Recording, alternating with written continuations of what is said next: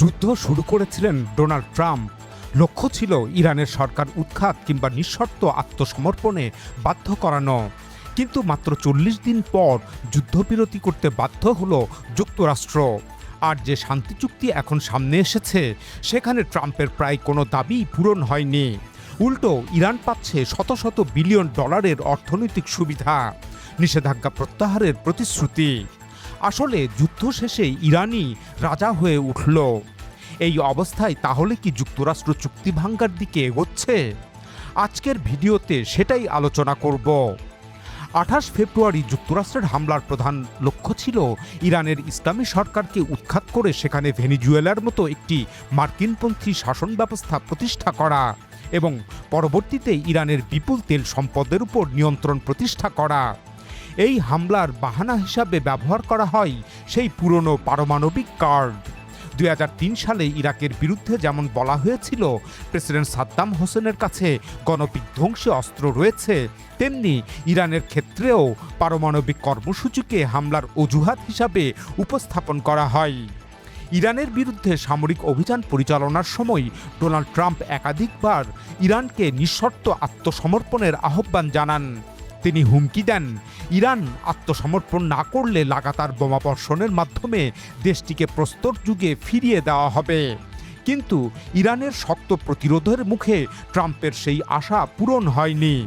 সরকার পরিবর্তনের বা রিজিম চেঞ্জের পরিকল্পনা সম্পূর্ণ ব্যর্থ হয়। ইরান আত্মসমর্পণও করেনি, বরং যুদ্ধ শুরুর মাত্র ৪০ দিনের মাথায় যুক্তরাষ্ট্র যুদ্ধবিরতিতে যেতে বাধ্য হয়। সেই যুদ্ধবিরতির পর স্থায়ী শান্তি প্রতিষ্ঠার লক্ষ্যে দফায় দফায় আলোচনা শুরু হয়। এ সময় যুক্তরাষ্ট্র শুধু ইরানের পারমাণবিক কর্মসূচি সীমিত করার দাবিই তোলেনি, বরং আরও কয়েকটি অতিরিক্ত শর্ত সামনে আনে। এর মধ্যে ছিল ইরানের ব্যালিস্টিক ক্ষেপণাস্ত্র কর্মসূচি সীমিত করা, ক্ষেপণাস্ত্রের সংখ্যা ও পাল্লা কমিয়ে আনা যাতে সেগুলো ইসরায়েলে আঘাত হানতে না পারে। এছাড়া প্রায় ৪৫০ কেজি পরিমাণের ৬০% সমৃদ্ধ ইউরেনিয়ামের মজুদ যুক্তরাষ্ট্রের নিয়ন্ত্রণে নেওয়ার শর্তও দেওয়া হয়। একই সঙ্গে ইয়েমেনের হুথি আন্দোলন, লেবাননের হেজবুল্লাহ, ইরাকের কাতাইব এবং গাজার হামাস সহ ইরানের মিত্র সশস্ত্র গোষ্ঠীগুলোর প্রতি রাজনৈতিক, সামরিক ও অর্থনৈতিক সহায়তা বন্ধ করার দাবি জানানো হয়। সেই সঙ্গে হরমুজ প্রণালী সম্পূর্ণভাবে খুলে দিয়ে যুদ্ধপূর্ব সময়ের মতো অবাধ জাহাজ চলাচল নিশ্চিত করার কথাও বলা হয়। মার্কিন দাবিগুলো এতটাই বিস্তৃত হয়ে ওঠে যে চিকিৎসা ও গবেষণার কাজে ব্যবহৃত বেসামরিক পারমাণবিক কর্মসূচিতেও সীমাবদ্ধতা আরোপের কথা বলা হয়। এসব শর্ত পূরণের বিনিময়ে যুক্তরাষ্ট্র ইরানের উপর আরোপিত নিষেধাজ্ঞা প্রত্যাহারের প্রলোভন দেখায়। পাশাপাশি বুশেহর পারমাণবিক বিদ্যুৎ কেন্দ্রের উন্নয়ন ও তদারকিতে সহযোগিতার কথাও উল্লেখ করে। কিন্তু ইরান এসব দাবি প্রত্যাখ্যান করে নিজস্ব পাল্টা শর্ত উত্থাপন করে। ইরান ভবিষ্যতে আর কোনো মার্কিন হামলা না হওয়ার নিশ্চয়তা দাবি করে, মধ্যপ্রাচ্য থেকে মার্কিন সেনা ও সামরিক ঘাঁটি প্রত্যাহারের কথা বলে, যুদ্ধের ক্ষতিপূরণ দাবি করে এবং যুক্তরাষ্ট্রের হাতে আটক থাকা ১০০ বিলিয়ন ডলারেরও বেশি ইরানি সম্পদ ফেরত চায়।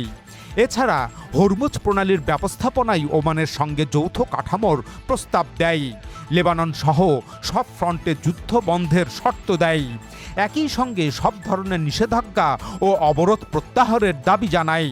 পাশাপাশি এনপিটি চুক্তির আওতায় শান্তিপূর্ণ বেসামরিক পারমাণবিক কর্মসূচি অব্যাহত রাখার অঙ্গীকার পুনর্ব্যক্ত করে।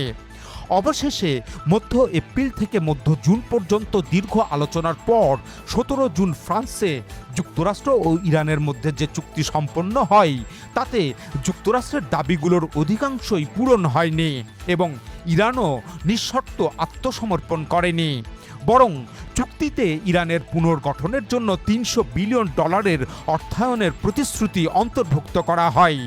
একই সঙ্গে ইরানের উপর থেকে নিষেধাজ্ঞা প্রত্যাহার এবং দীর্ঘদিন ধরে যুক্তরাষ্ট্রের হাতে আটক থাকা ইরানি সম্পদ ফেরত দেওয়ার বিষয়ও যুক্ত হয়। চুক্তিতে ইরানের ক্ষেপণাস্ত্র কর্মসূচি সীমিত করার মার্কিন আকাঙ্ক্ষাও পরিত্যক্ত হয়। ইরানের মিত্র সশস্ত্র গোষ্ঠীগুলোর প্রতি সহায়তা বন্ধ করার বিষয়টিও অন্তর্ভুক্ত করা হয়নি। উপরন্তু ইরানের দাবির সঙ্গে সামঞ্জস্য রেখে লেবানন সহ সব ফ্রন্টে যুদ্ধ বন্ধের অঙ্গীকার করা হয়। অন্যদিকে হরমুজ প্রণালী খোলার বিনিময়ে ওমান উপসাগরের প্রবেশমুখে যুক্তরাষ্ট্রের নৌ অবরোধও প্রত্যাহার করা হয়। অর্থাৎ এই ক্ষেত্রে উভয় পক্ষই একটি উইন উইন পরিস্থিতিতে পৌঁছায়। তবে হরমুজ প্রণালী খুলে দেওয়া হলেও তা আর যুদ্ধপূর্ব অবস্থায় ফিরে যাচ্ছে না। এটি ইরান ও ওমানের যৌথ ব্যবস্থাপনায় পরিচালিত হওয়ার পথে এগোচ্ছে। আপাতত ৬০ দিনের জন্য জাহাজগুলো টোল ছাড়াই চলাচল করতে পারবে। তবে ভবিষ্যতে পরিবেশ সংরক্ষণ ও রক্ষণাবেক্ষণ ব্যয় বাবদ টোল আরোপ করা হতে পারে।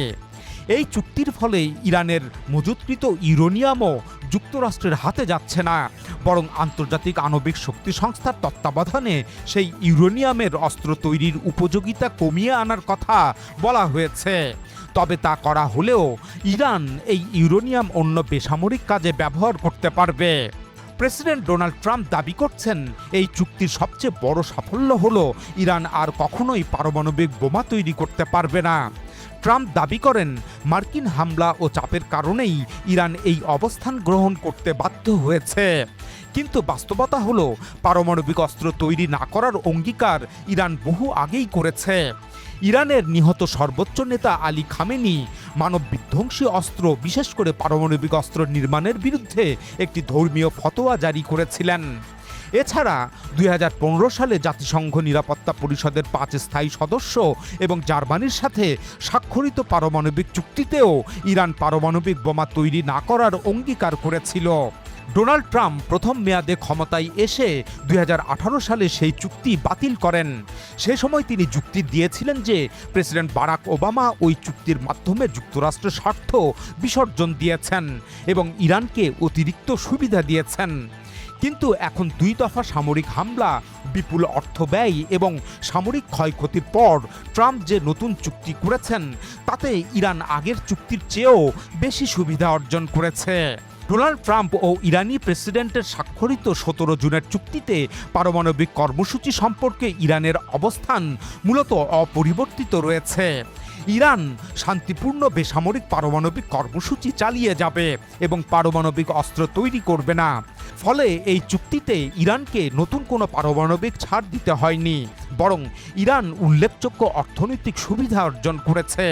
একই সঙ্গে আঞ্চলিক ভূরাজনীতিতে নিজের প্রভাবও বাড়িয়েছে। এখন উপসাগরীয় দেশগুলোর কাছে স্পষ্ট হয়েছে যে তাদের ভূখণ্ডে অবস্থিত মার্কিন সামরিক ঘাঁটিগুলো আর নিরাপত্তার নিরঙ্কুশ গ্যারান্টি দিতে সক্ষম নয়। অন্যদিকে সামরিক দৃষ্টিকোণ থেকে ইরানের অপ্রতিসম যুদ্ধ কৌশলও কার্যকর প্রমাণিত হয়েছে। তুলনামূলকভাবে কম ব্যয়বহুল ইরানি ড্রোন ও ক্ষেপণাস্ত্র যুক্তরাষ্ট্রের উল্লেখযোগ্য ক্ষয়ক্ষতি সাধন করেছে।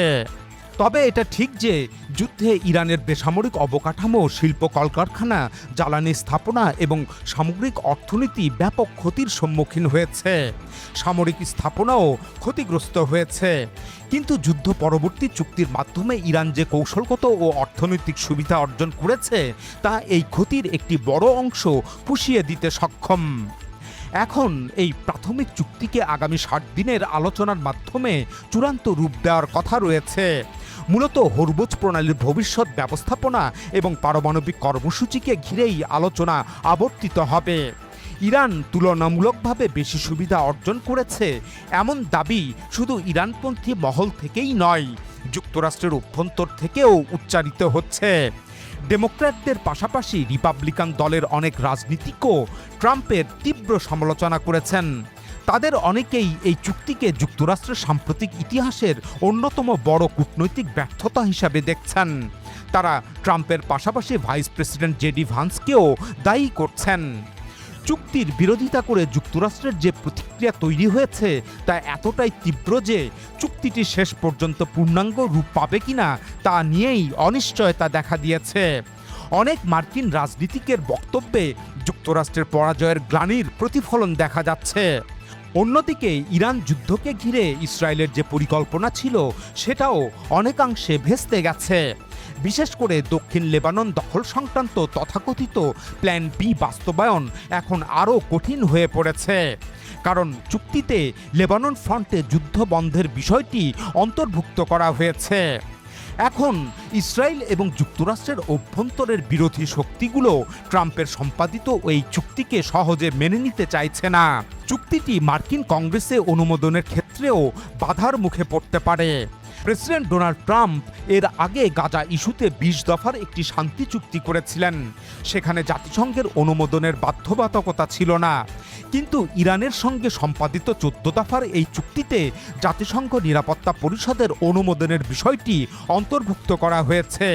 অনেক বিশ্লেষকের মতে এটি ভবিষ্যতে যুক্তরাষ্ট্রের জন্য সবচেয়ে জটিল রাজনৈতিক চ্যালেঞ্জ হয়ে উঠতে পারে, কারণ জাতিসংঘ নিরাপত্তা পরিষদের অনুমোদন পেলে সেই চুক্তি থেকে একতরফাভাবে সরে আসা অনেক বেশি কঠিন হয়ে পড়বে। তাই ইসরায়েল ও যুক্তরাষ্ট্রের অভ্যন্তরে চুক্তি বিরোধী মহলের আপত্তির এটিও একটি বড় কারণ। সবকিছু মিলিয়ে ইরান যুক্তরাষ্ট্র শান্তি চুক্তির বাস্তবায়ন সহজ হবে না। মাত্র ৬০ দিনের মধ্যেই চুক্তিটির ভবিষ্যৎ নিয়ে গুরুত্বপূর্ণ সিদ্ধান্ত নিতে হবে, ফলে অনিশ্চয়তা এখনও যথেষ্ট রয়ে গেছে। এখানে স্মরণ করা যেতে পারে যে ফ্রান্সের ভার্সাই নগরীতে প্রথম বিশ্বযুদ্ধের অবসান ঘটাতে যে শান্তি চুক্তি স্বাক্ষরিত হয়েছিল তার পরপরই আন্তর্জাতিক শান্তি রক্ষার উদ্দেশ্যে লিগ অফ নেশনস প্রতিষ্ঠিত হয়। কিন্তু কয়েক বছরের মধ্যেই পৃথিবী প্রথম বিশ্বযুদ্ধের চেয়েও ভয়াবহ দ্বিতীয় বিশ্বযুদ্ধের মুখোমুখি হয়। অর্থাৎ ভার্সাই চুক্তি বিশ্ব নিরাপত্তার স্থায়ী গ্যারান্টি দিতে পারেনি। এখন সেই একই ভার্সাই নগরীতে ইরান ও যুক্তরাষ্ট্রের মধ্যে যে চুক্তি সম্পাদিত হয়েছে তা ভবিষ্যতে আরও বড় সংঘাত প্রতিরোধ করতে পারবে কিনা সে প্রশ্ন দেখা দিয়েছে। কারণ অভ্যন্তরীণ রাজনৈতিক চাপ এবং ইসরায়েলের কৌশলগত স্বার্থের কারণে যুক্তরাষ্ট্র ধীরে ধীরে এই চুক্তি থেকে সরে আসার পথও বেছে নিতে পারে। ইতিমধ্যেই সেই মনোভাবের লক্ষণও দেখা যাচ্ছে। ট্রাম্প স্বাক্ষরিত চুক্তি চূড়ান্ত করার লক্ষ্যে সুইজারল্যান্ডের জেনেভায় ১৯ জুন বৈঠক অনুষ্ঠিত হওয়ার কথা ছিল, কিন্তু তা শেষ মুহূর্তে স্থগিত করা হয়। মার্কিন ভাইস প্রেসিডেন্ট জেডি ভান্স সেখানে আর যান না, অথচ প্রথম দিকে তিনি নিজেই ঘোষণা দিয়েছিলেন যে ১৯ জুন জেনেভার বৈঠকে যোগ দেবেন এবং প্রয়োজনে ডোনাল্ড ট্রাম্পও উপস্থিত থাকতে পারেন। কিন্তু শেষ মুহূর্তে পরিস্থিতির নাটকীয় পরিবর্তন ঘটে। ১৯ জুন হোয়াইট হাউস ঘোষণা করে যে জেডি ভান্স জেনেভা সফর বাতিল করেছেন এবং বৈঠকও স্থগিত হয়েছে। আনুষ্ঠানিকভাবে এর কারণ হিসাবে লজিস্টিক্স সমস্যার কথা বলা হলেও আন্তর্জাতিক সংবাদ মাধ্যমগুলো জানিয়েছে লেবাননে নতুন করে সংঘাত বৃদ্ধি এবং যুদ্ধবিরতি লঙ্ঘনের কারণেই এই সিদ্ধান্ত এসেছে। এখানে বিশেষভাবে উল্লেখ্য যে ইরান যুক্তরাষ্ট্র সমঝোতার অন্যতম প্রধান শর্ত ছিল লেবানন সহ সকল ফ্রন্টে যুদ্ধ বন্ধ করা। কিন্তু চুক্তি স্বাক্ষরের মাত্র কয়েক ঘন্টার মধ্যেই দক্ষিণ লেবাননে ইসরায়েলের হামলা শুরু হয়। ইসরায়েল দক্ষিণ লেবাননে সামরিক অভিযান বন্ধ কিংবা সেখান থেকে সৈন্য প্রত্যাহারে কিছুতেই রাজি নয়। অন্যদিকে হেজবুল্লাহও পাল্টা হামলা চালায়। ফলে লেবানন ফ্রন্ট এখন এই শান্তি প্রক্রিয়ার সবচেয়ে বড় বাধাগুলোর একটিতে পরিণত হয়েছে। কারণ ইরানের দৃষ্টিতে লেবাননে যুদ্ধ অব্যাহত থাকলে চুক্তির মৌলিক শর্তই লঙ্ঘিত হচ্ছে।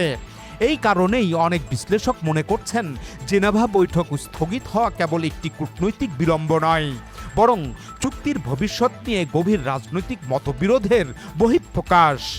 অনেক পর্যবেক্ষক মনে করছেন জেডি ভান্সের জেনেভা সফর বাতিল হওয়া এবং বৈঠক স্থগিত হওয়া ইঙ্গিত দিচ্ছে যে মার্কিন প্রশাসনের ভেতরেও এই চুক্তি নিয়ে পূর্ণ ঐক্যমত নেই।